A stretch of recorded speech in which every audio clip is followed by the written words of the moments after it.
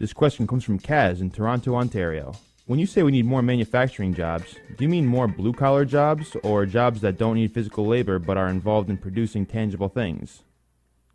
Well, we probably need more of both. I mean, we have a lot of unemployed Americans who, many of them, maybe physical labor might be what they're qualified for. Not everybody has the aptitude for a lot of the high-end technical stuff, but pretty much anybody, with a good pair of arms and a strong back, there's a lot of things that can be done that are not being done. But it's not up to me to decide. It's up to the marketplace to decide who gets employed and what they do and what they get paid. The problem is here in the United States, and I know you're calling from Canada, and you don't have as that big a problem. In fact, Canada has a trade surplus, so this argument is not going to apply up there. But on our side of the border, we have a huge trade deficit in manufactured goods, and obviously we don't have the exports to pay for them. So we need to make more stuff in America. However we do it, the market's going to decide that.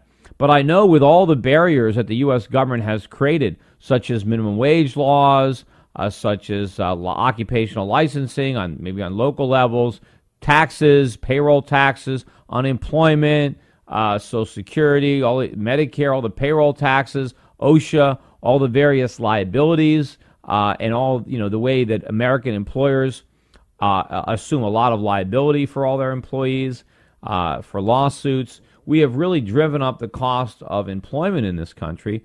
And unfortunately, I think too many of our young kids who might be able to, at 18, 19, 20, move into factory work are instead going to overpriced universities on government money and graduating with liberal arts degrees that have very little market value.